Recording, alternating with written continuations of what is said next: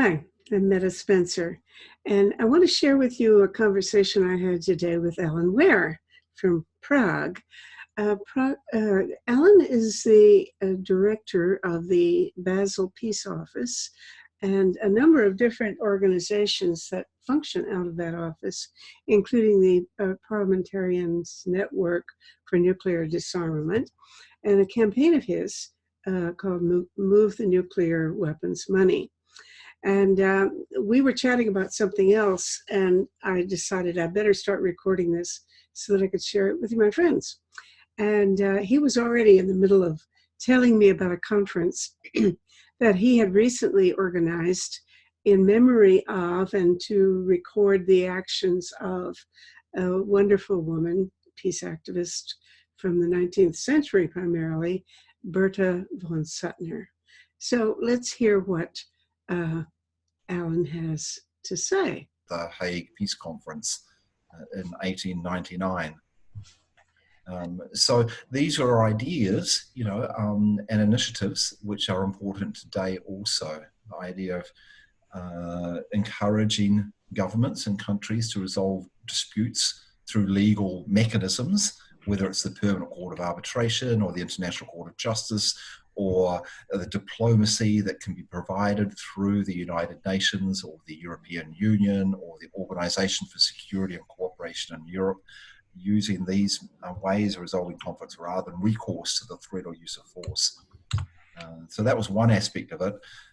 And the other aspect that she was, very much pioneering was this idea of, multiple identity that we didn't have, which is I'd say pan-nationalism.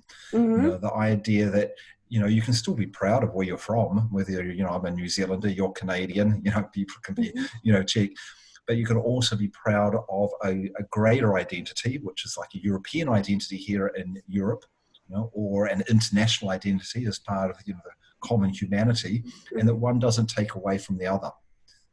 And that was is really important in these days of return to nationalism, where people are feeling, not recognized properly through some of the pan-national institutions, whether it's in Europe or whether it's, the international global order. And this return to nationalism is fueling, racism, campaigns against immigration, fear, stronger policing, even, stimuluses for armed conflict.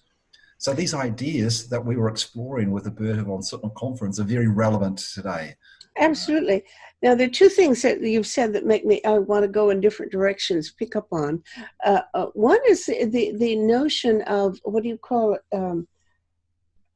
The word has escaped me now, arbitration, which seems to have been the solution that peaceniks held to around her day, that everything was going to be solved by arbitration. And that's why there's the Swedish Peace and Arbitration Society, it still exists and things like that, I think.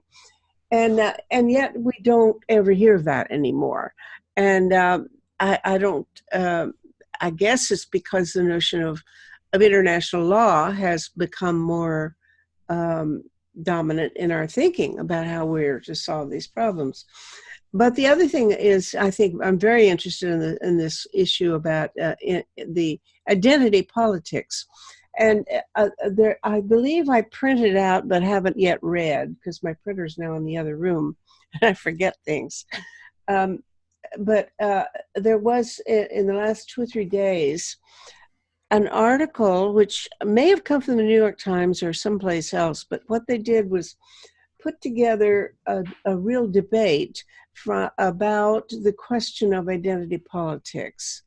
And they were drawing on things that some people had written, or maybe some things they wrote especially for this discussion, but it was a real discussion. And I think I read a book by Francis Fukuyama. In fact, he was here in Toronto, and I went to his book launch kind of talk about identity politics, and he really articulates it very well. I mean, I think it's a very unfortunate trend, and I think it is something that the Democratic Party has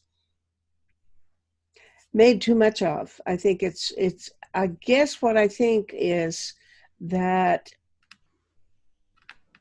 the Trump support comes from, not from class consciousness or class interests, really very much, although there might be a little bit involved, but basically it comes from identity politics.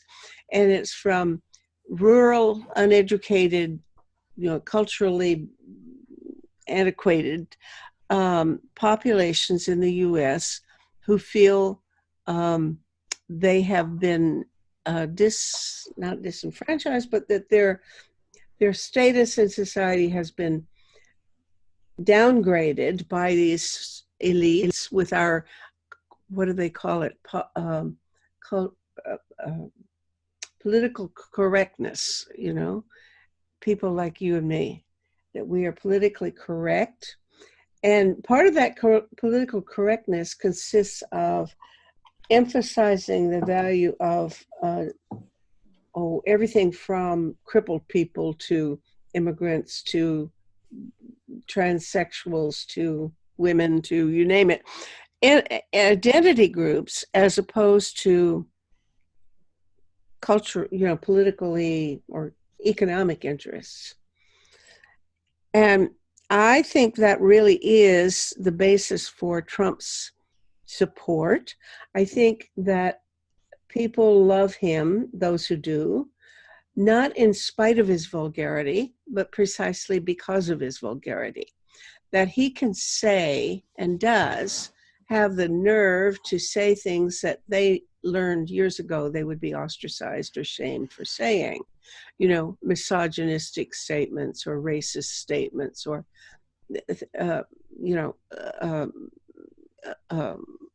statements against immigrants or foreigners and so on. And people have learned that that is not acceptable, but Trump does it. And he's in effect displaying the middle finger to people like us. And these guys, and I talk about them as guys because I was born in Oklahoma and in a little town. And I think these were people that were in my grade school, my class. These boys were vulgar guys with dirty minds and, tough displays of masculinity and gun interest in, well, I didn't have any guns when I was in grade school, but they do now. And so on. And those guys are the ones who really love Trump because he's able to say and does say things that they couldn't get away with. And that he's in effect showing that he has no shame. You cannot embarrass him. No matter what you do, there is nothing in the world that will ever shame or humiliate that man. And so he is acting out for them a position that I think is the basis for their resentment. And I think that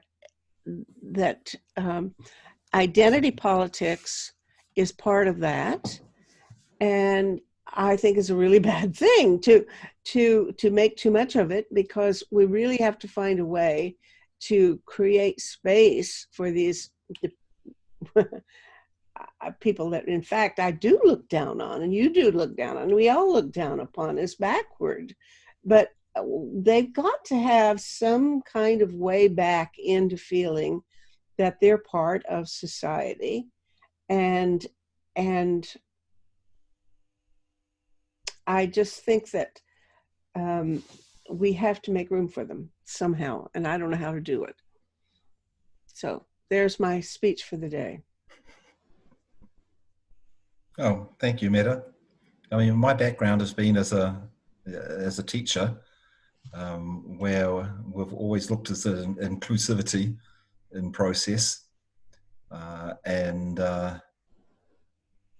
I've always seen that that's like, been an important part of political process is not to create an us versus them framework, with anyone who might have different ideas to us, but try and find some ways that can include people in the process. And I think that, that you are correct. There has been a development of divisive politics that has separated, and that's created problems. And this is only one manifestation of that, the one that you're talking about, which has a number of forms. It's not just about Trump supporters and non-Trump supporters. It's about also people choosing their own information and their own truth. And so an erosion of science and evidence-based thinking and process in politics, and a greater capacity of people to choose their own truth, because you can choose your own media sources now. So people will choose which media they will plug into through their electronic means, and that's creating problems. So you can have people who are just coming from a whole different framework of understanding of issues, because they have a different fact-based, and that's really problematic. But I think it's also this, creation of us versus them in political process, and we have that in the peace and disarmament movement. You have, organisations and campaigns that highlight their issues by putting down others' issues and campaigns, and we have huge divisions in the peace and disarmament movement because of divisory approach to politics as well. Well, come back to that because I'm not aware of many of those.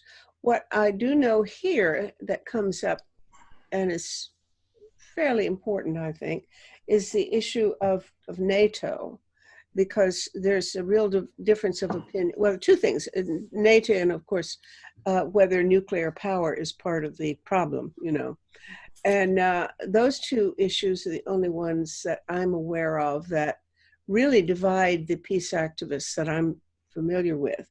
The NATO issue, some groups have taken a position that Canada ought to get out of NATO, and others say, well, the large majority of the Canadian population, something like 70%, are in favor of NATO, and it's a question of, can you make it into something respectable or decent by using Canadian influence within NATO to demand some changes on their nuclear policy, for example. And so there's a real difference of opinion about that. And of course, nuclear power, you can't help knowing what that's like, because we run into that all the time.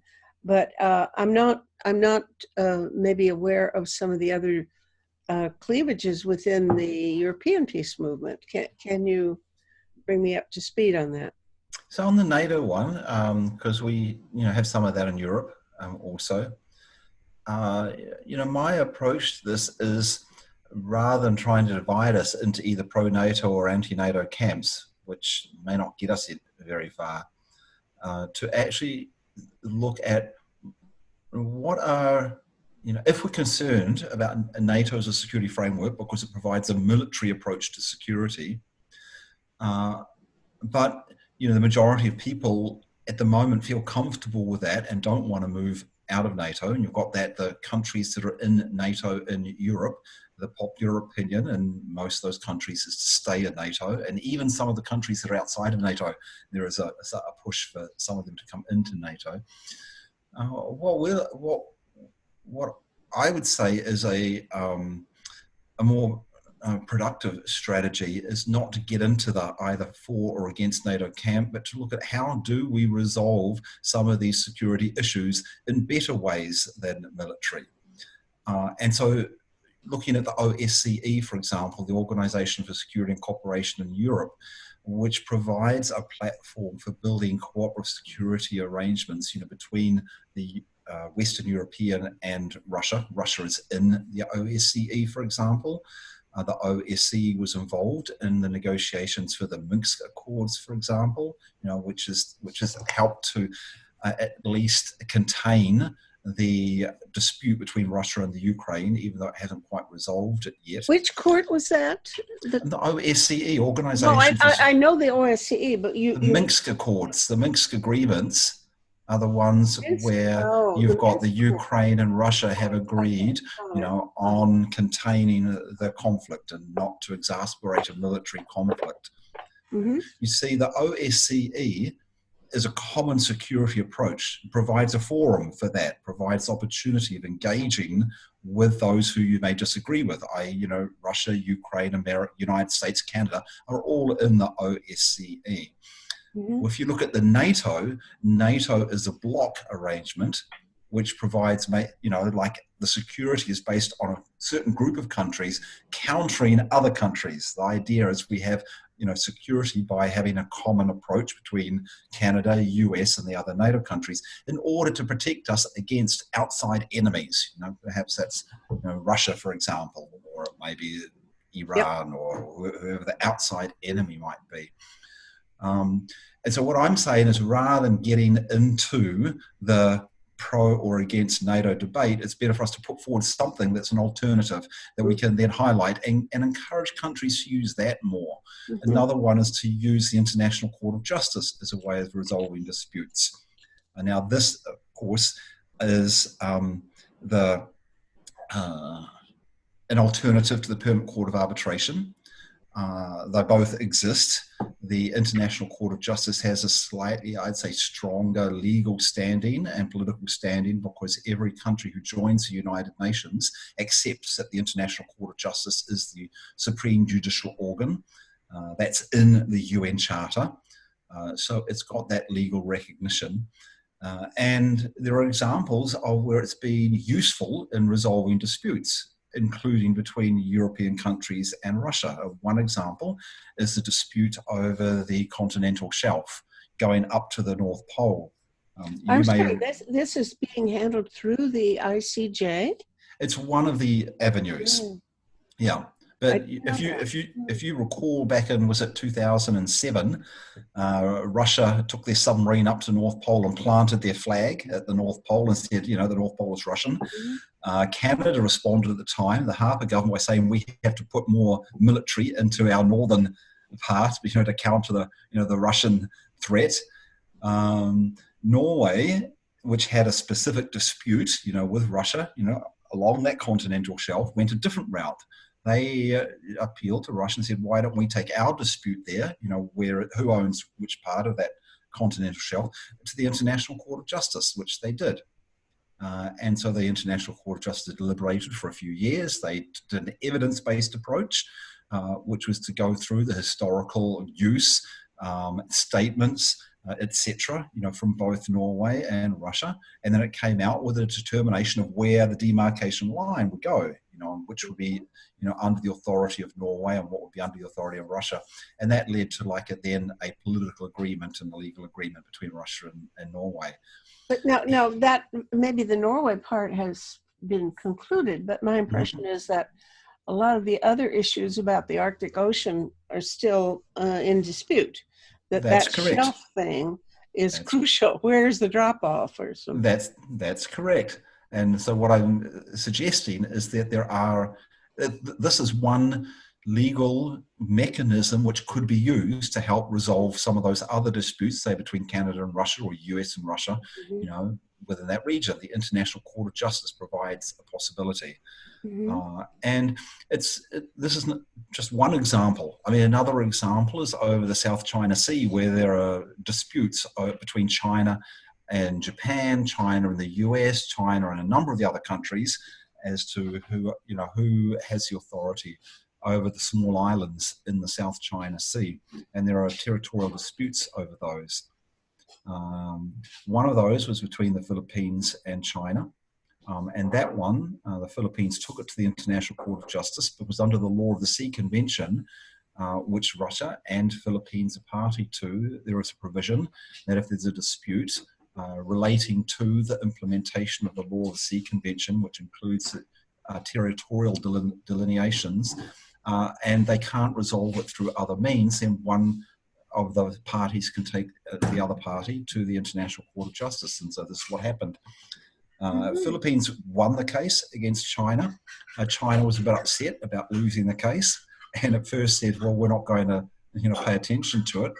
But it actually then led to negotiations between Philippines and China, which then came out with a settled agreement between China and Philippines over the disputed islands. And there are many other cases. What is the prospect of being able to solve the more general South China Sea flap controversy, not just with the Philippines, but I mean, China's trying to claim a whole pond. But we see that with the disputed islands with the Philippines, it appears as though there has been a settlement process which was assisted through the International Court of Justice case. It could be the possibility of using that in some of the other disputed islands as well. Would China go along with that mechanism? Well, as I mentioned at first, China said they weren't going to go along with it, but then we see that it actually pushed them into the negotiations with Philippines. And this is a lot what we see with the International Court of Justice, is that the powerful governments tend to say, well, we don't feel bound by the court. And we saw that with the United States after they lost the case with Nicaragua in 1982, I think it was, or 83. Then the United States withdrew their acceptance of the jurisdiction of the International Court of Justice for general disputes between them and others. There were some who said, well, what effect does it have if the United States could just ignore the decision? But I actually had the chance to speak with the lawyers in Nicaragua who ran the case against the United States and said, so, was it worth it? The United States afterwards said they weren't paying any attention to it. And they said it was totally worth it. Before the decision in the court, all the US opposition to Nicaragua was all like totally out the front. It was totally open. It was like no holds barred, basically. This was the US support for the Contras. After the decision, it helped the US Senate adopt the Boland Amendment, which was putting restrictions on the US support for the Contras. It didn't eliminate it straight away. There was then, secret agreements between various operatives in the US, etc. But it definitely put a dampen on it. But more importantly, what the Nicaraguans said was this then actually provided the basis for the negotiations of the Central American Peace Accords, because we had a legal basis to bring countries on board based on the deliberations and the conclusion from the International Court of Justice in the Nicaragua versus United States case. If we hadn't have had that, it would be very difficult because the region was so politicized, you had the various other governments there in alliance. I mean, the other Central American governments of Honduras, Guatemala, El Salvador, in alliance with the United States, and the civil wars were sort of being the revolutionaries were being supported by the Soviet Union. So it was a playing field for the Cold War, with these dictatorships and revolutionaries. The law that provided a basis for bringing them together, the revolutionaries and the dictatorships, and coming into an agreement on the Central American Peace Accord. So there are a number of outcomes that can come from following a legal process. It may not be, it's not so immediate as like a military approach to a dispute. You do a military approach and straight away you're seeing buildings bombed and things happening. And I think people tend to have some more confidence in that. They see things happening faster. A legal process can take a lot longer. As I said, the Norwegian, the case between Norway and Russia took 3 years in the International Court of Justice. I can't remember how many years it took for the Nicaragua case. But you can understand it takes longer because it's a fact-based approach. The court has to do its work, its groundwork on determining, what are the facts in the situation. And that takes a while to uncover what are the facts of the situation. And then you have to apply the law to the facts. Then you have to come to like a legal resolution, and then you have to come to like a legal recommendation, to address the situation. So it's not a quick process, but it's a much more sustainable process, and I think it has much better outcomes. And I got turned on to this, I guess, because I come from New Zealand, which is a small country. We were having legal disputes with bigger countries like France doing their nuclear testing in our area. And so New Zealand and Australia took France to the International Court of Justice over nuclear testing twice. Firstly, over the atmospheric testing back in 1973. And that led to the end of atmospheric testing in 1975. France. Now, France didn't say, oh, it was because of the court case, but we know that was one of the key things that pushed them to stop atmospheric testing. Then they went underground testing, and it took a lot longer for us to be able to come back on a facts basis, because the way we managed to get them into court on the atmospheric testing was that the radiation was coming down over other countries, so it was violating the sovereignty of other countries. So legally, it was a lot easier. Once they went underground, it was much more difficult legally. So we didn't manage to get like a fact-based approach. I say we as like the New Zealand government to go back to court until 1995 when France announced it was going to resume further nuclear tests in the Pacific.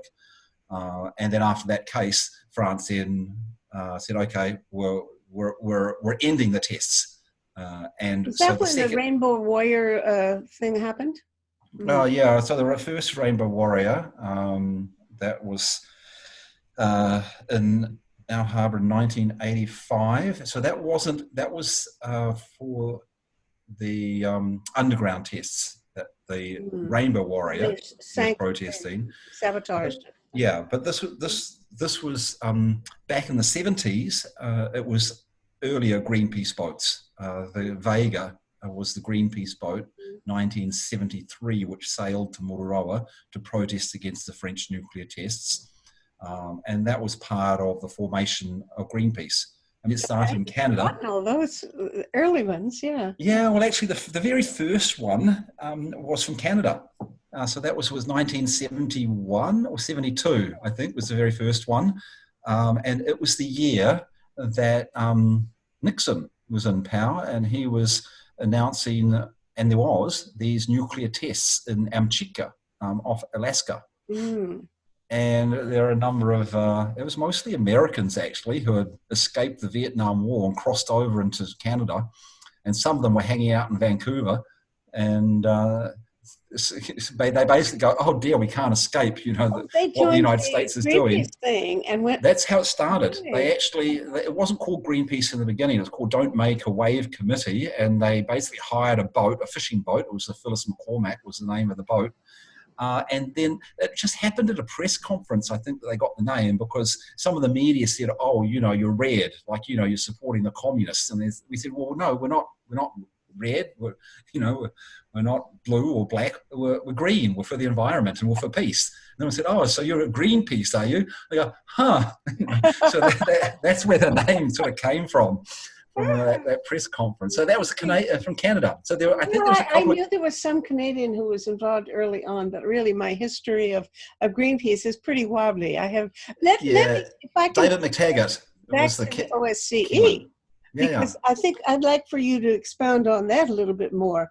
As somebody who during the Cold War and immediately afterwards, I was very involved with the Helsinki Citizens Assembly. And I remember the first big conference that we held after the wall came down and after I think Czechoslovakia then was already in it was a separate country and autonomous and so on. And I think Jerzy Dienstbier was already the foreign minister. But we had definitely the opinion and the expectation that the main organizing principle for the post-Cold War period would be the OSCE. I think everybody believed that was going to be the new organization. And I remember being at a conference in what had been Radio Free Europe or something, that building in Prague. And Jennifer Simons of Vancouver had sponsored, paid for this big meeting and stuff. And I went into meeting after meeting where Eastern European people that I had known a year before as strong allies in the anti-nuclear weapons and as the human rights movement in Europe and so on. They had been my best pals, I thought. All of them were enthusiastic about joining NATO. And I stood up and said, I don't know you people. What has happened to you? You know, because I just assumed that peace people would want us to all get out of NATO, would want it to end, really, because the WTO was ending or had already collapsed or self-destructed. And I thought this was the right thing for NATO to do. But on the contrary, everybody in Eastern Europe seemed to want to join it. And so far as I know, that was sort of, nobody ever said, well, let's destroy the OSCE, but also nobody made it into anything very important. And so far as I know, the only time I ever hear the word come up in any discourse nowadays is when it comes to election monitoring. I think there have been a few cases in which if somebody questions the validity of or the honesty of a particular election, that they allow OSCE people to come and, you know, make sure that they're above board. So far as I know, that is the only role for the OSCE anymore, and nobody has any vision of it as performing an integrated function that would replace, let's say, NATO and the WTO, which is so far gone now that nobody even knows what that is.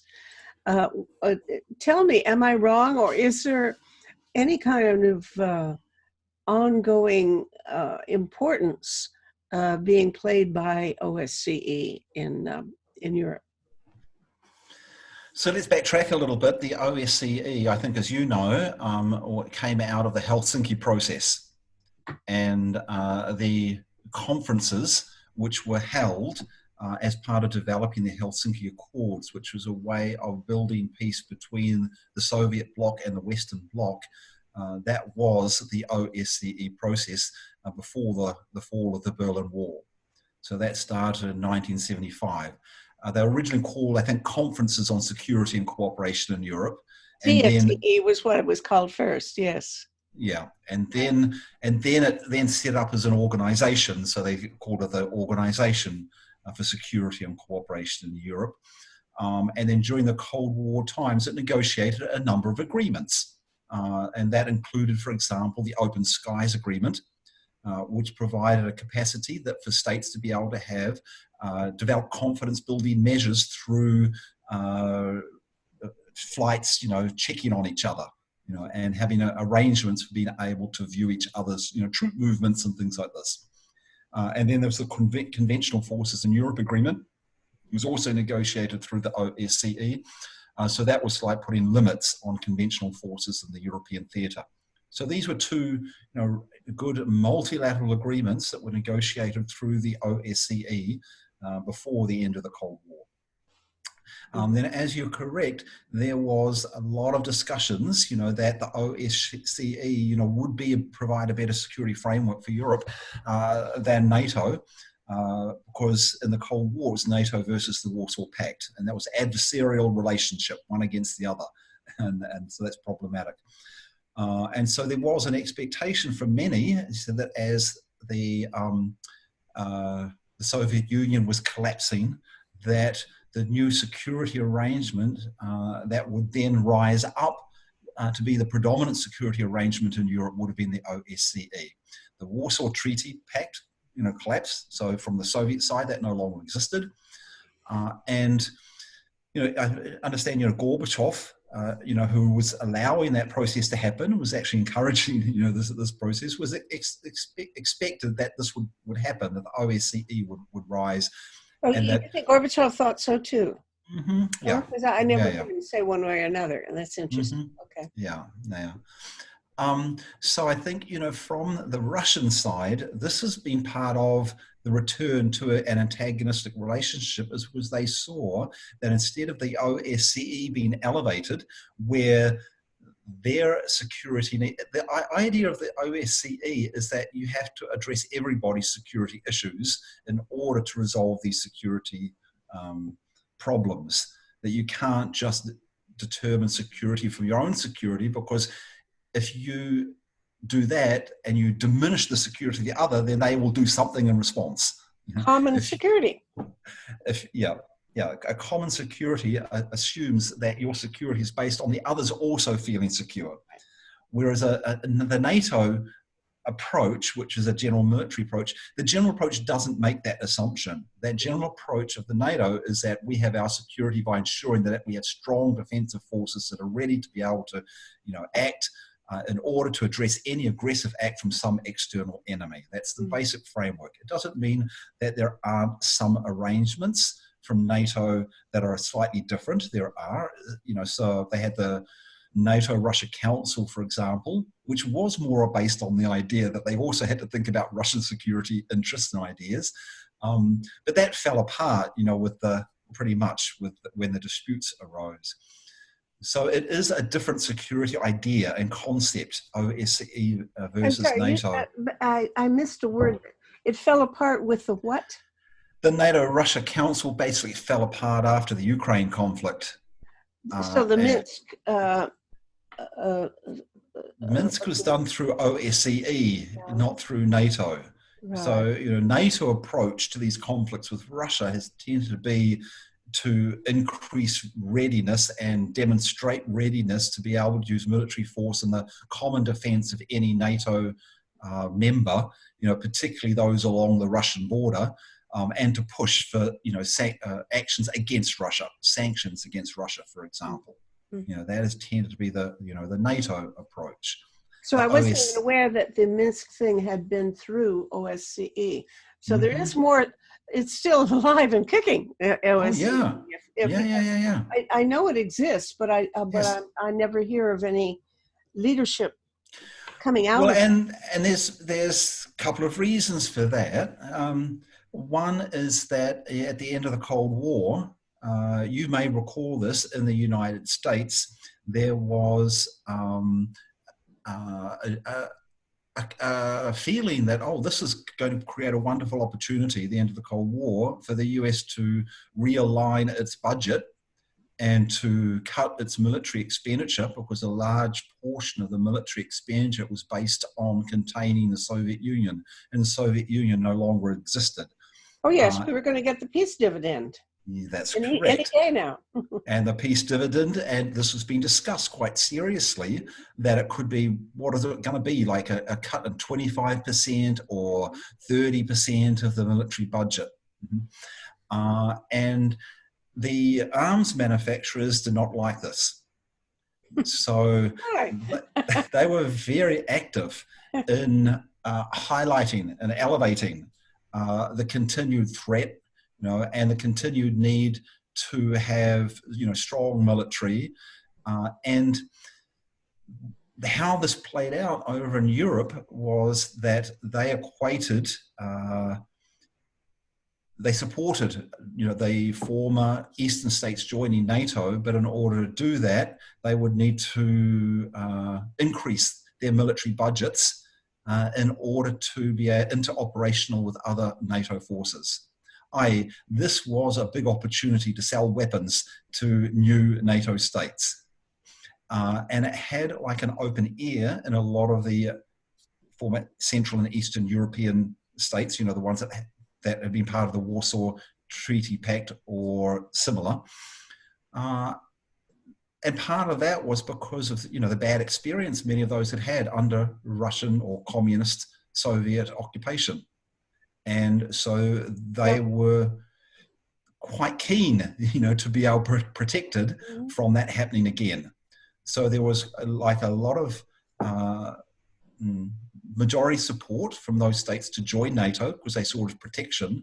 And the price of joining NATO was that they had to spend more money, not less money, on weapons in order to become interoperational with the other NATO forces. So it was a wonderful opportunity for the arms manufacturers to sell more weapons over in Europe. But in order to do that, a lot of these countries didn't have a lot of money themselves, so there was a lot of push on the US government to help support that, to subsidize some of these, weapons sales over to these new European countries.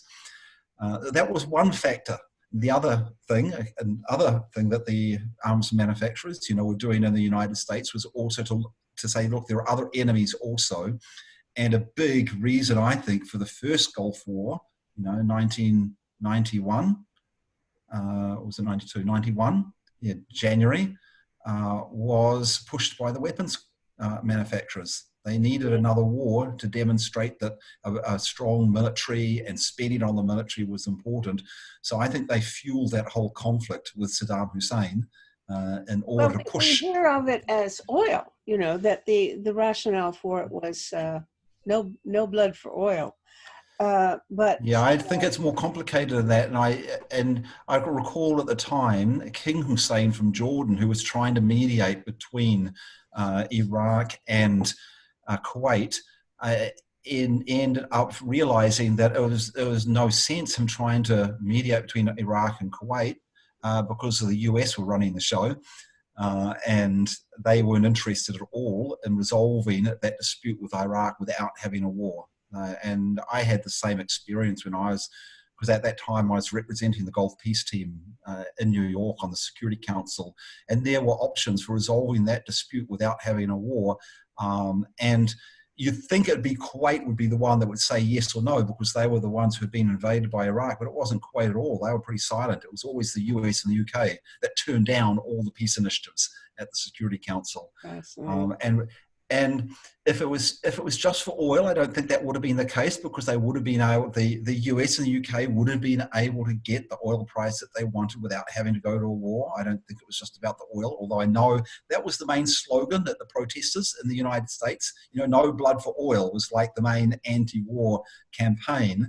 But I actually think it was as much it was the arms manufacturers needed a war to demonstrate that high spending on defence was important to the United States, and so they were pushing. Okay, well now that dynamic is still obviously existing, because otherwise you wouldn't have had to do your move the money, the nuclear weapons money campaign, because that's obviously it's where the money lies that determines a lot. But now and I'll say something about that. Your campaign. I'll say something about that, because you're totally correct. Fast track forward to when President Obama, comes into power and decides to reset the switch with Russia and switch to, and this was before Russia invaded Ukraine. I say invaded because I think that is the legal definition of what happened, even though there was maybe some justification. But anyways, before the whole Russia-Ukraine dispute. And Obama, they negotiated the New START agreement, which was to reduce numbers of strategic nuclear weapons. And he brought the agreement to the Congress, the Senate, to ratify, because the US has to ratify these agreements. And the entire Republican caucus in the Senate said they would not ratify, and he needed a number of Republicans, because you have to have 2/3 majority in the Senate. The entire Republican caucus said, we're not going to ratify this nuclear weapons arms control disarmament agreement unless you spend more money on nuclear weapons. Now, this is illogical. You're reducing the numbers of nuclear weapons. You've got an agreement with Russia. You've got good faith work together, with the principal supposed adversary. Why do you have to spend more money on nuclear weapons? And it's because they are basically in the pockets of the nuclear weapons manufacturers, who were telling them, if you don't support more money for nuclear weapons, we're going to, campaign against you in the election. We will tell your community that you're against jobs, in your district, because they spread it around. Let's talk about jobs, because, it's always to me a mystery why ordinary people don't vote against big money. I mean, why billionaires are able to run the show. And I think the argument has to do with jobs, that they believe that if they went against any kind of corporations, that the employment would suffer. And I know that you have been running this campaign, Move the Money, and I want you to talk Move about the that. nuclear weapons money. Do you talk about it? Have you considered the importance of looking at ways of creating alternative sustainable energy jobs, along with the notion of moving the money? And firstly, in terms of the number of jobs per dollar invested, high-tech weapons are the least productive in terms of the jobs that you can produce with money invested. That But may be the case, but do people know that? Generally not. That's what And I think the problem may be there. Because, for example, let's shift the focus a little bit to climate change and other. My friend Arlie Hochschild has this wonderful book called Strangers in Their Own Land, where she spent time in Louisiana trying to figure out why people vote against their own interests, because everything the people there vote for is contrary to not only their economic interests, but even their health interests, because petrochemical industries are there. And everybody knows that, yes, that pond out in the backyard comes from that chemical industry, which in fact has killed my brother, my son, my uncle by cancer, and they know that. But then you say, well, would you like the EPA to come and close them down or regulate them? And they say no, because that's where we get our jobs. I think that's, I mean, I'm making up what she doesn't quite say, but I think that's the implication of what Arlie is finding, that people are irrational in health terms, in education terms, in all kinds of other structural interests. They vote contrary to their own interests. And to me and to her, that's an amazing and peculiar phenomenon that really needs to be explored. But I think the link between them has something to do with the notion that if you got rid of these petrochemical companies, even though they're killing us, we wouldn't have the work. Yeah, and that's partly because a job in the hand is worth 10 in the bush. You know what I mean? These are existing jobs in the arms industry and the petrochemical industry, in the coal industry. And so a person who has that job is not confident that if the money that was invested in coal or petrochemicals or the arms industry was invested somewhere else, that they personally would have a job. For them, the people who have those jobs in those industries, they are not confident that they would have a job. Their fear is they would then be out of work. And so that's one aspect of it. But they might be out of work for a few minutes, for sure, because if you shut something down, you've got to very quickly create the new industry that's going to hire them. And there will be some dislocation during that period of time. Yeah, but some of them may feel that, well, we're not going to get a job, and that this is what my skills are in the coal mine, or my skill is making these weapons, or in that type of factory. So if the government comes in with something else, they've got like some computer tech or IT jobs, I don't have the skills for that, so I'm going to be out of work. So that's the very real fear that people working in those industries have. Now, this cropped up with Jeremy Corbyn in the Labour Party in the UK, when he was trying to get the Labour Party to disagree with renewing the Trident nuclear weapons. In the UK, they basically have 4 submarines which have the weapons. They're getting old, and the government is committed to renewing those 4 submarines and the missiles which fire the nuclear weapons which are on them. Jeremy Corbyn was against that, but he couldn't get his own party, the Labour Party, to agree with him. And part of that was because the unions, which are quite strong in the UK Labour Party, were saying, well, what about the workers in the industry, the ones who are making the submarines? They'll be out of job. And in the beginning, Corbyn couldn't convince them that, hey, we'll have more money, we'll have more money for health. and we'll have more money for the education. But the unions say, yeah, but that's not jobs for us. That's jobs for different people. So in the end, what he did is he set up a program with Fabian Hamilton, who was the shadow minister for peace and disarmament. And that was a specific program on job conversion, those jobs in the industry. How could we ensure that they would have jobs if we didn't build the nuclear submarines? What were their skills? How can we shift their skills? How can we shift the production facilities to something that was civilian? And that was a report that came out about 2 years ago, two and a half years ago, that was commissioned by Jeremy Corbyn. And that then helped convince the unions that those jobs would be maintained. So then some of the unions came on board the proposal. It didn't help. Labour in the end lost the election. But it was showing that you have to do that concrete work.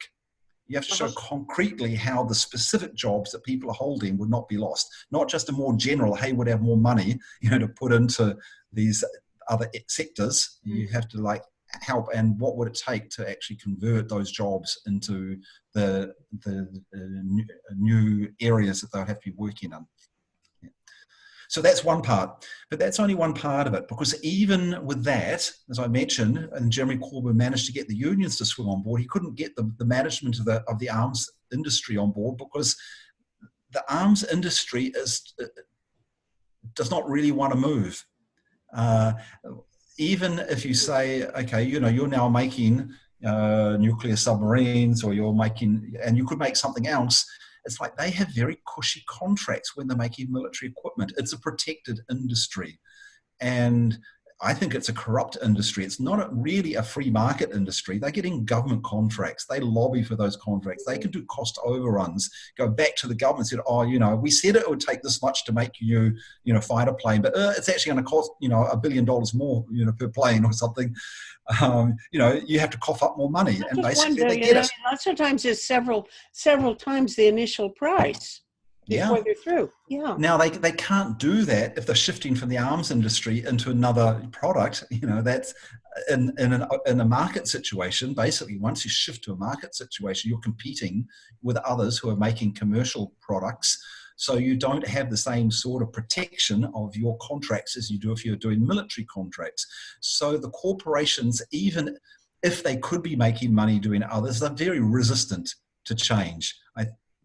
So I don't think we can expect that the corporate, the industry itself is going to change by itself. We have to push that. And that's why with Move the Nuclear Weapons Money, we're saying we have to use our investments to push the change. We have to stop investing in these corporations that are manufacturing the nuclear weapons. That's the ones that we're focusing on. And that can be investments at all sorts of level. It can be our banks, it could be our pension funds, it could be our cities, it could be our universities, it could be our governments. If we're lucky like me, I'm from a non-nuclear government. And we've done that. We've convinced our government, New Zealand, that our sovereign wealth funds, the funds that are managed by the government, will not invest in corporations manufacturing nuclear weapons. And a number of other governments, Switzerland, Norway, and Liechtenstein have also done that at the government level.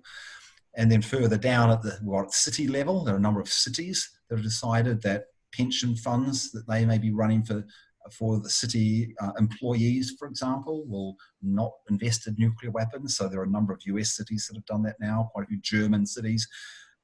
In Switzerland, we've got it through the pension funds, which aren't run by the cities, they're run by pension fund managers. And most of them have now decided not to invest the pension funds in nuclear weapons. So that's a good start, but it's still only a small amount. Who has decided not to? Switzerland, most of the pension funds, following adoption of legislation in 2012 that prohibited investment in nuclear weapons corporations. The prohibition was somewhat of a weak prohibition, but it provided the basis then for pension fund managers to look at how to shift their assets. And so over the next 7 years, since 2012, that's been happening in Switzerland. Yeah. This is still small amounts of the huge pool of money that's invested around the world. Yeah. There's huge amounts of money, from so many different private investors, from governments, from cities, as I said, from banks, from financial institutions. It's huge amount of investment money. And so far, the amount that's been divested from nuclear weapons is very small. So it hasn't hurt the companies yet. But if more and more get involved in this, it's going to then have a political impact as well. And it'll help. At the moment, we have a draft act in the US Congress introduced by Senator Markey called the SANE Act, Smarter Approach to Nuclear Expenditure, which calls for cutting the US budget in nuclear weapons and reallocating some of that to helping renewable energies and job creation, environment, etc. But because of the power of the nuclear weapons corporations, Senator Markey can only get about another 8 senators out of the 100 to sign on. He can't even get half the Democrats to sign on to it because many of the Democrats are also, getting lobbied by their arms manufacturers. But the more the divestment campaign picks up, it'll give more of an impetus and a possibility for more senators to go, hey, yeah, I will join and support Markey's act, and I can stand up to the weapons corporations because people in my district are standing up to them by no longer investing in them. So let's talk about this demonstration that you did at the beginning of the General Assembly, where you had the counting of the money of the nuclear money in New York. Okay. What all happened? I saw some interesting photos of people counting $1 million bills and putting them into boxes. So we launched this campaign, Move the Nuclear Weapons Money, 3 years ago in Geneva, in cooperation with the Interparliamentary Union. And the campaign is to encourage the nuclear arms states to cut the nuclear weapons budgets, but more importantly, to encourage people to stop investing in nuclear weapons, and then to shift those budgets and investments to better things, to look at investing in renewable energy, in Green Deal, and sustainable development in those areas. So that's the broad context of the campaign. It was built on experience that we'd already been working on. So I'd been working on nuclear divestment for 10 years earlier in my organisation, Parliamentarians for Nuclear Nonproliferation and Disarmament. So our members, our parliamentarians, had already moved a number of governments. So in New Zealand, our parliamentarians had moved the New Zealand government to stop investments in nuclear weapons corporations. And same in Norway. It was our parliamentary members have pushed the Norwegian government to adopt a similar policy of not investing in nuclear weapons. And same in Switzerland. Liechtenstein came a little bit later after it. That was the last one we've had so far. And there had been work by other organisations like International Peace Bureau, who we set this campaign up with, to highlight the costs of the nuclear arms race. So International Peace Bureau had published the book, for example, Nuclear Weapons at What Cost? So they were partnering. And World Future Council was another partner, and World Future Council had been working on not just nuclear weapons divestment, but also fossil fuel divestment and bringing cooperation between the climate campaign, sustainable development campaigns, and nuclear disarmament campaigns. Don't forget that one, because I was going to ask you about linking those two campaigns. I don't know whether you want to talk about it now or later. But I'll come back to it a little bit later. At the moment, I'm giving the basis of why we were doing this money counting in New York. Yeah, and I'm also seeing if I have one of the bills while I'm chatting.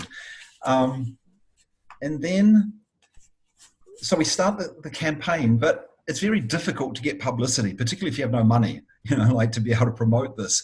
So it's been quite small in terms of the number of people, pension funds, cities, universities that have divested from nuclear weapons so far.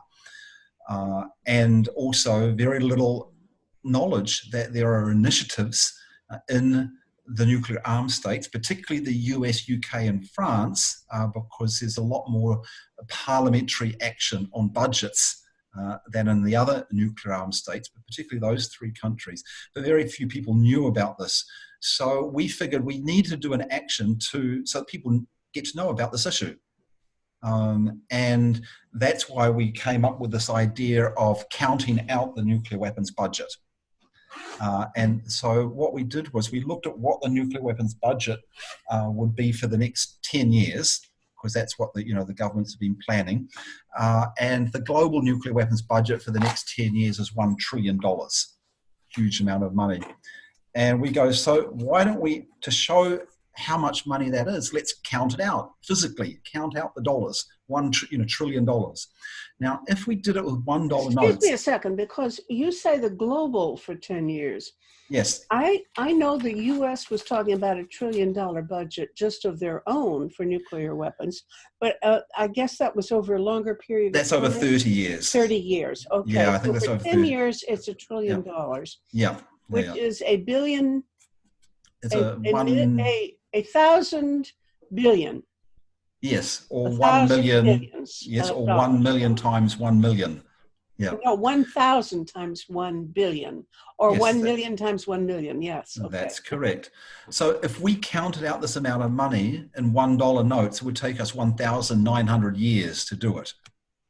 If we counted out with notes of $100, it would take us 190 years to count out the money. So we couldn't do it in that time. We thought, what would we need if we want to try and count it out in a week?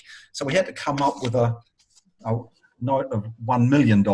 So this is the $1 million note. That's wonderful. Can I have one? Oh, look, there's got a skull over there, and one of those nuclear danger signs. And what's this thing on the right? The World WTF. Oh yeah, I didn't know what that was when the designer came up with it. I thought it was the World Tennis Federation, but it's actually like a US slang.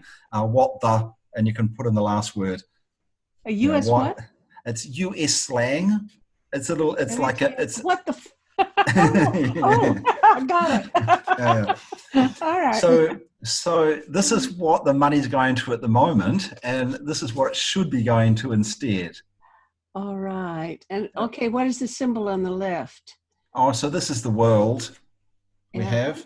And this is, a world of nature and education for children, peace, renewable energy, keeping the forests, things like that. Not as clear. Who are the people on the top? Looks like kids, 4 children. Yeah. Yeah. Okay.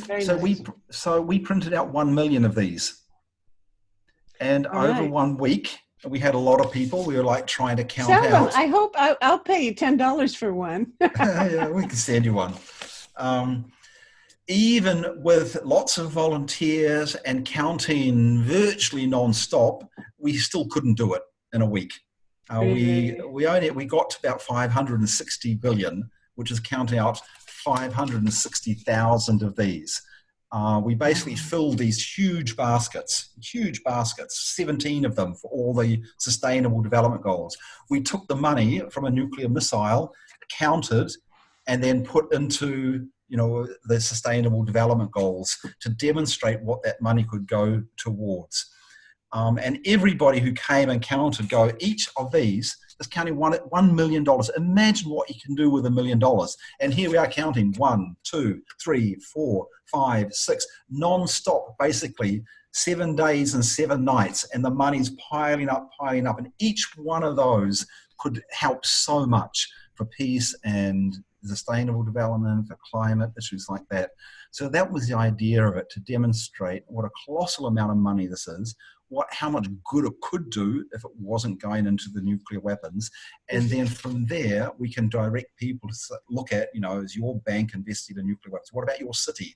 Is your city invested in nuclear weapons, or your government, or your pension fund, or your university, and encourage them. So where are you going with this, Alyn? Because, I created a page for you on our website. It's called tosavetheworld.ca. That's a website that's meant for activists doing progressive causes anywhere in the world. And we're creating a single page for each big global campaign that's trying to do something like what you're doing, transferring money from nuclear weapons, let's say in this case, or there are a number of other campaigns that are global in scope. And we're just getting started. We have only a few of those. And I'll be working on on one, especially in April, to try to create a network for people who are concerned about or actually been exposed to nuclear contamination, radiation health effects and environmental effects and so on. So we have a number of these going, and I created one for Move the Nuclear Weapons Money for you. And now the question is, where's the next development in that? And can we get people to start looking at it and contributing comments and sharing ideas and just being in touch using that as a resource? Yeah, so we have examples of divestment from nuclear weapons at the different levels. So as I mentioned, 4 governments have divested from nuclear weapons. We need more governments to do that. And many of the ones that we're looking to are ones that have signed this new treaty on the prohibition of nuclear weapons. Because if they've signed a treaty to prohibit nuclear weapons, they shouldn't be supporting nuclear weapons by having their sovereign wealth funds, that's funds managed by the government, investing in them. So far, these governments have been a little hesitant when we've been talking with them. You know, we've talked with a number of the governments that have signed the treaty on the prohibition of nuclear weapons. They're sort of like, well, it's much more difficult. It's quite easy to ratify this treaty. We don't have to do anything because, you know, we're already conforming, you know, to not possessing nuclear weapons, not having them on our territory. So signing the treaty and ratifying is quite easy. We don't basically have to do anything. But if we had to, you know, divest from nuclear weapons, that's a big ask, you know, and it's true. It actually takes a bit of time because you have to go through, you know, your financial management, your funds, and look at who are they investing in. But I don't think it's as hard as many of them think it is, because there are basically only 27 corporations in the world, public corporations, ones that people can invest funds in, that are involved in manufacturing nuclear weapons, their components, or their delivery vehicles. It's not a lot. Really? Yeah. So, and if you've already monitoring, if you've already looking at what we call ESG principles, a number of funds are already operating under ESG principles. That's environment, social, and governance. And many of them have already joined the UN Global Compact, which is a compact on investing, which provides guidelines for environment, social, and governance. Does that include anything about nuclear weapons? So, nearly. But if they're already doing monitoring of investment, then it's not that difficult to put in one of those criteria for investment managers. Just, you know, screen out, i.e. you exclude all companies that are involved in nuclear weapons, and these are the 27 companies. So it's not as difficult. But I think that sounds like it'd be a great place to start, Alyn, if you have any kind of clout enough to make any dent in it through the Global Compact.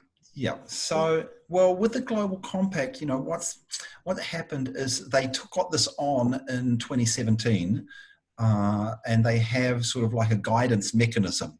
Sorry, 2017 was late. I thought Kofi Annan was the one who started. No, the Global Compact's been around for a long time. Yeah. They established with 10 investment principles. And under those investment principles, they never mentioned, it was more general guidelines, you know, that your investment strategy should ensure that you're not investing in companies that have gross violations of human rights or that cause, you know, very bad damage to the environment. But it was more, these were general principles. They didn't like have specific exclusions. Now they're starting to bring in specific exclusions in their recommendations. There are about 9,000, I think, financial institutions that are part of the UN Global Compact. Okay, now what happens if after the fact, if you bring in these exclusions to come and try to impose them on people who've already you know, made the commitment to the Global Compact, are they then bound by these? No, it's advisory, but it can be influential. So, in Norway, for example, when they decided to exclude nuclear weapons from their investment in the Norwegian Global Fund, the pension fund, which is a huge fund, multi-billion-dollar one. They used those UN Global Compact principles and then they interpreted them. And they came to the decision there that investing in nuclear weapons would not be consistent with the UN Global those principles, but that was their national decision. It wasn't a decision made by the UN Global Compact itself. Fast track forward to 2017, the UN Global Compact is looking at advice to their 9,000 financial institutions that are members, and in that advice they say, one of the exclusions that they've now brought in is from tobacco. They said because the UN has been very strong that tobacco is bad for health. There's now UN agreements on monitoring, managing tobacco. Investing in tobacco would be the counter to this. So the UN Global Compact adopted guidelines. They're not binding. But it's helped because it means that if there are investment managers for public funds, whether it's at federal level or at city level, that's another level, they can use this guidance from the UN Global Compact to counter the other pressure, because there can be pressure saying, you have to have maximum return. By the way, the tobacco companies have been very good at sponsoring sports events, so, we shouldn't exclude them, from our investments. They can then swing in with this and say, yeah, but the UN Global Compact recommends that we shouldn't be doing it. So it strengthens those who are wanting to put forward these exclusions. Beautiful. They took on weapons, and the Global Compact at first, has put in September 2017 that nuclear weapons and other weapons of mass destruction should be excluded from investment strategies. That was quite specific, but then counter pressure happened, and now they're a little bit more.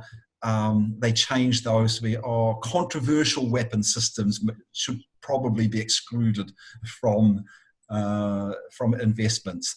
So well, what about, I would have thought maybe they would bend it to fit the ATT, Arms Trade Treaty, which would not be, I don't know, but I don't think it's so much the nature of the weapons that they define as good or bad, but rather the purpose for which the nature of the country receiving the weapons, right? Yeah.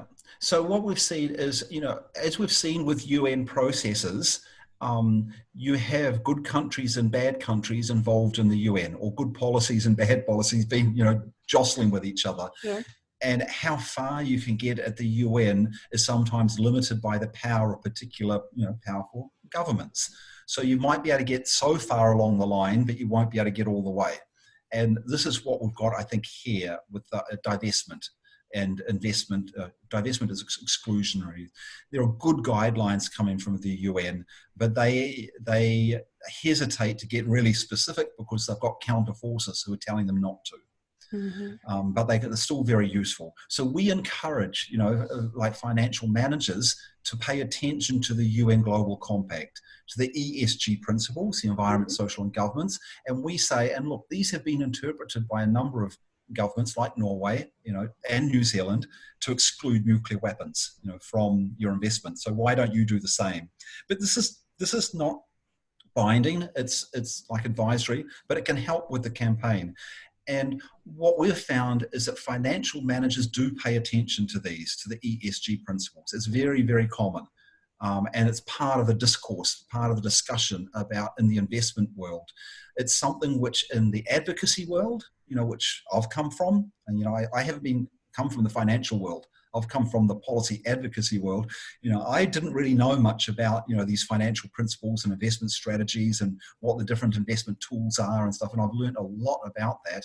And that's part of what we've been doing with Move the Nuclear Weapons Money campaign, is not just working at the political level, working at like policy and moving that policy, but also to engage the investment community. So we've been bringing on experts in the financial world and the investment world to assist, so that it's not just, hey, this would be a good thing to do because of the policy. It's actually, hey, this is actually an economically good thing to do as well. You've got good financial returns. Your portfolio that you're investing, for an investment manager, they have to have, maximum returns.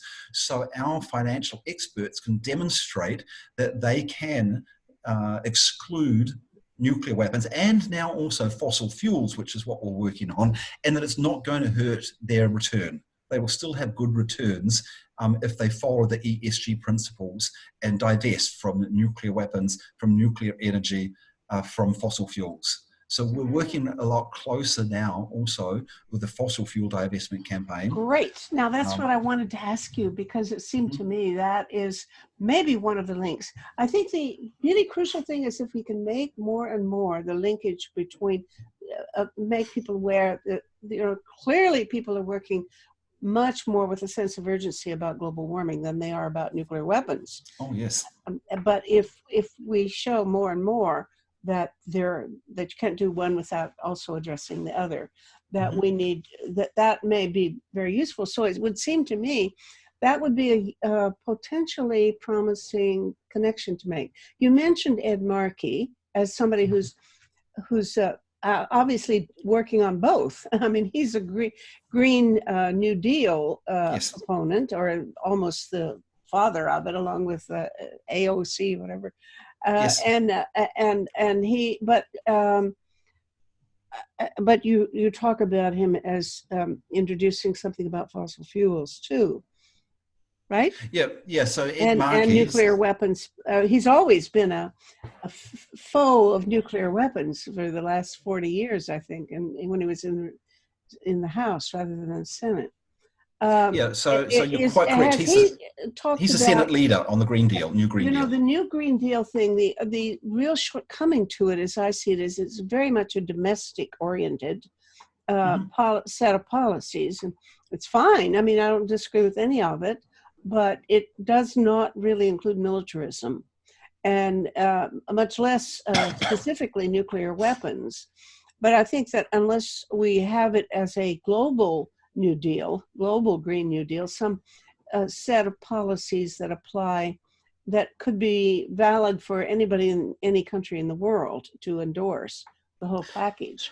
Yeah, so let me just explore. It's going to fall short, and I would love to see us, in fact, we ourselves, the Project Save the World, has something called the Platform for Survival, which is, we did it before there was a Green New Deal, and therefore it's not the same, but it's totally compatible, I think. But the main thing is that ours is meant to be global in scope, and it doesn't just refer to overcoming any economic inequalities in any one country, et cetera, but handling a number of different social threats and global threats.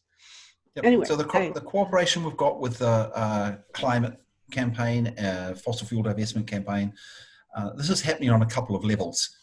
One of those is on the budget level. And so, for example, Senator Markey has got this act in the US Senate. Blumenauer has got it in the House in the US, which calls on reducing the nuclear weapons budget and then using those funds to help support the climate, to help support renewable energy, plus also education, health and welfare. But that's a primary area. So moving the budgets from one to the other to help. We have turned that into a global campaign. That's what's moved the nuclear weapons money, looked at what is the global nuclear weapons budget. You mean they started it first and then you took it? Well, Markey is our co-president. I coordinate the global network of parliamentarians for nuclear disarmament, and he's our US co-president. Well, good for him and good for you. Yeah. Jeremy Corbyn, who's been advancing this in the UK, is like one of our council members, not our co-president. We have a Lib Dem as our co-president in the UK, but has also been working on this issue. Who in the UK is the co-president? So we have Sue Miller, who's a Lib Dem in the House of Lords. She's our PND co-president. Yeah. And then in France, our council member there, was advancing this in the French Senate, looking at the French nuclear weapons budget. That should be going more into environmental issues. That's where we have, those are the three of the nuclear armed countries where there is considerable engagement of legislators in budgetary processes.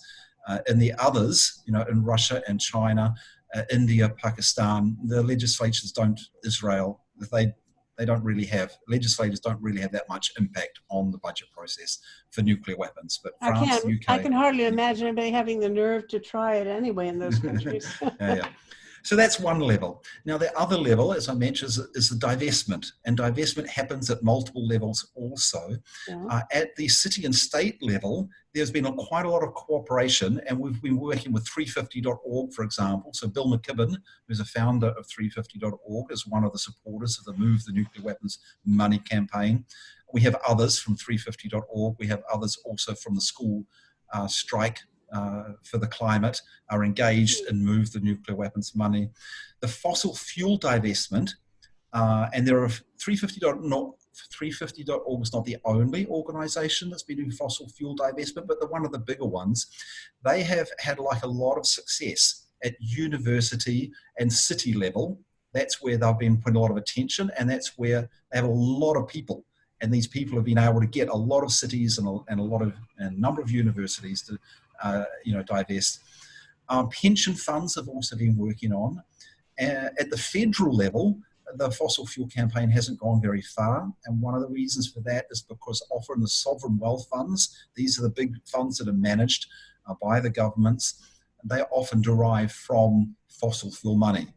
The money for them has come, and many of them has come from oil or coal, and so they've been much more hesitant to divest from the fossil fuels than they have from nuclear weapons. So we've had more success at the federal level with nuclear weapons divestment than fossil fuels. But we are very open to working, as I said, with the fossil fuel to say, look, if you've got experience with a country, that's divested from nuclear weapons, why not? They then move to also divesting from fossil fuels. The divestment from fossil fuels is much more complicated than divesting from nuclear weapons, because nuclear weapons is basically 27 corporations.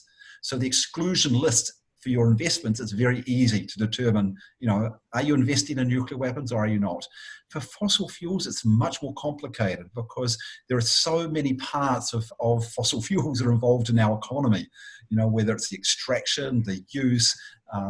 So it takes a lot more to work out exactly what you're going to divest from.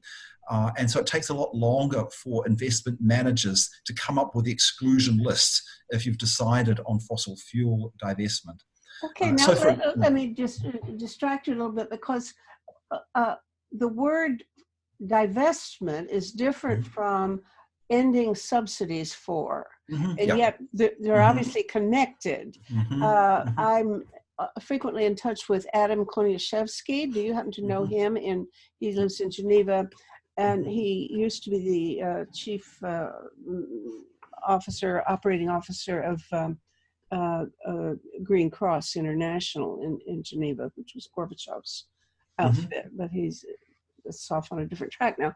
But he's working on ending subsidization of fossil fuels. Now, I don't know how to separate those two issues. For example, in Canada, the big issue for us has to do with pipelines. The government has decided to buy a dilapidated pipeline and refurbish it or something. I don't really understand, but make it into something useful for the oil sands or the tar sands in Alberta and so on. And so that is that's a subsidy. Is it what you would call an investment? Would you, if you're trying to move money out of something like that, how does it work? I think the question that people have is, what if I'm going to be taking action, what can I influence? Now, the easiest level that I can influence is what I invest in. So if I'm an investor, I can look at who am I investing in and make sure I'm not investing in fossil fuel and nuclear weapons. Or if I'm not specifically an investor, but I have a bank account, I can check, is my bank investing in these things? I'm in a city, what's my city council like? Does my city have a managed fund? And generally, cities will have pension funds for city employees. So I can work with my city councillors, to move the city fund not to invest in nuclear weapons and fossil fuels. Then there's at the federal level, the government. And the government is where you're talking about the subsidies and direct budgets for these enterprises come in. So can I convince my government, to stop investing, whether it's subsidies or budgets in nuclear weapons and fossil fuels? So there's I different think levels. actually subsidies must take place at all levels, but probably we don't think of it as that. I mean, if, for example, we continue to buy, to heat schools with a particular kind of fuel, because we might lose jobs for the people working there, that, in a way, is a subsidy if there's a cheaper way to heat the schools, for example. Yeah. So I don't, I'm a little bit confused about where subsidies and investment, private investment anyway, begins. Well, I don't think that's the key question. It's like, as an activist, as a campaigner, what can I influence? Which money which is going into these things can I influence? Yeah. And whether it's called a subsidy or an investment or a budget, that's not the most important thing. It's like, how can I shift money that's going into these things and then shift it into better things? That's the general principle to look at. Yeah. And I've just been exploring some of the dynamics because it shows there are some areas where we've had good cooperation, in Germany and in Switzerland, for example, we've had very good cooperation between the fossil fuel divestment campaigns and the nuclear weapons divestment campaigns, and also nuclear energy divestment campaigns. In many of the decisions made at the city and state level in Germany, for example, on funds held by those, they've basically had one decision to divest from 4 different things. A whole list of things. Fossil fuels, nuclear weapons, nuclear energy, tobacco is often included in there. They are brave people because they're taking on the whole world in one bite. And in some cases, this is a good approach. At the city and state level, this could be a good approach. It seems to have worked in Germany. At other levels, at the federal level, you probably have to it may be better to do one first and then use that as experience then to do another, because it may be too much to be able to politically move, the government to agree to a big list at the beginning.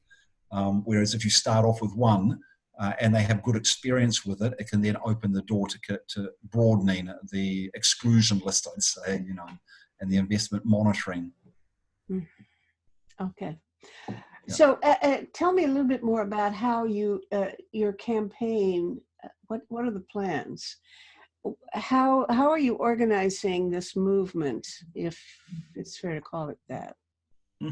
So we have a website which is like an online resource. So for people interested in this, they can go online and they can see, firstly, what are the 27 corporations who are manufacturing the nuclear weapons, so they can decide now, okay, I'm going to make sure I'm not investing in those, or I can take it. We have examples of resolutions at the city and state level.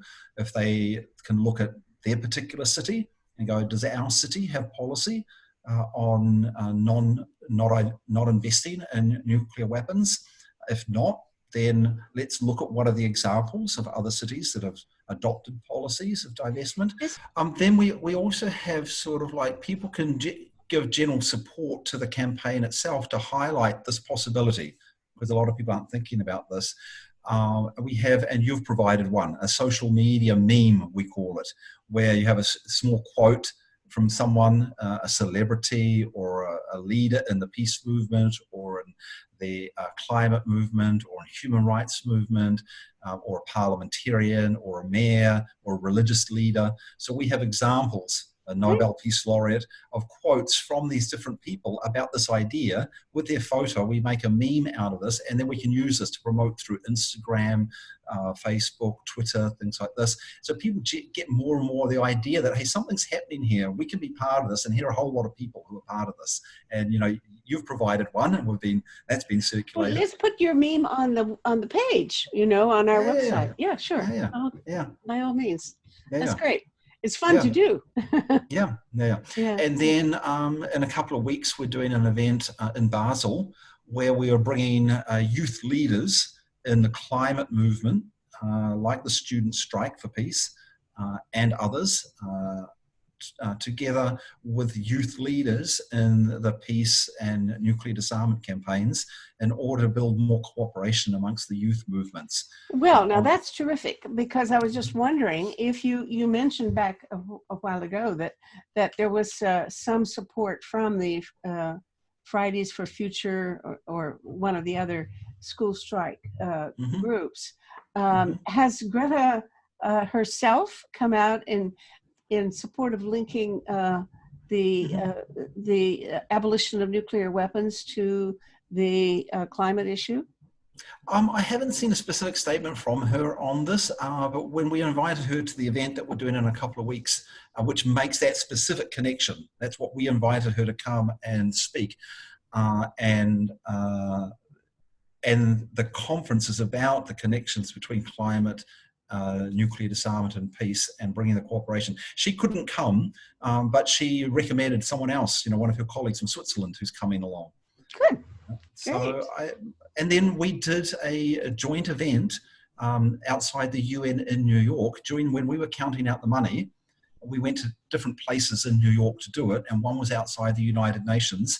And when we counted outside the United Nations, we did it in cooperation with Fridays for Future and School Strike for the Climate.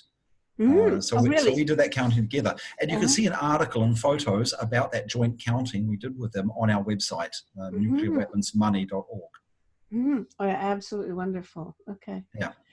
Well, good for you. Okay. You are an inspiration. I'm just always bowled over by your activism. It's just wonderful. Good. Thanks, Metta. Yeah. And let's enter some events. Like, you've got some things coming up. We need to have events posted more on our website. Now, tell me about PNND, because that's one of your hats, isn't it? How many hats do you have? So Parliamentarians for Nuclear Nonproliferation and Disarmament is my main organisation. Our main focus, as you can tell from the title, is nuclear disarmament. But nuclear disarmament is not just about getting rid of the weapons. It's about changing the framework of security. At the beginning of this talk, we talked about the two different concepts of security. One, military security, to secure yourself by defending yourself against some adversary through military means, and common security, which is using law, conflict resolution mechanisms, but based on the idea that our security isn't just about us feeling secure, but also the adversary, to make sure that they don't feel threatened by us and they're stimulated to build up weapons and attack us from insecurity. So if we're working for nuclear disarmament, we have to work for a common security approach. It's not going to work as long as people are working on an adversarial security relationship. They're going to want nuclear weapons in some form. Absolutely. Because that's the ultimate in having a military security, is the ultimate weapon to deter somebody else. So you're not going to get rid of them unless you can get beyond that framework. So that's why our network is also very engaged in UN 2020. This is next year is the anniversary of the United Nations, 75th anniversary, and the United Nations was set up to end the scourge of war, to prohibit the threat or use of force in international relations, and to replace the law of force with the force of law, and to replace it with mechanisms and approaches for resolving conflicts and dealing with security without relying on war and the threat of war. So we're very much engaged in the UN process, and we're also very much engaged in regional processes like the Korean peace and denuclearization process, for example. So our assembly of PNND next year will be in Seoul in Korea, hosted by the Korean Parliament. And we'll have a strong focus on support for a diplomatic approach to resolving the Korean nuclear and standoff confrontation. How often do you have assemblies? About once every 3 years. And how many members? We have just under 700 members, I think, and then we have accounts of 13 co-presidents who are like leading parliamentarians, and a council of about 40. And our members include a range of just ordinary parliamentarians, like, without any responsibility positions, but also a lot of have responsibility positions. So we have current and former presidents, prime ministers, foreign ministers, heads of the parliamentary committees on foreign affairs and defence, speakers of parliaments, heads of delegations to the Interparliamentary Union and the OSCE Parliamentary Assembly. So we have a range of very influential parliamentarians. And I am concerned about the future of this project that I have started called Project Save the World, which is in a way a project of Peace Magazine, which is much older. And I'm getting on, and I want to hand it on to other leaders in the future. And it needs to be a group of people with transnational affiliations and interests. So you're part of that, clearly a very important part of that, Alyn. And I just want to share with you that there is some kind of nascent effort to build a network of people who may have contact with each other and work together on various projects, such as the ones that you're doing.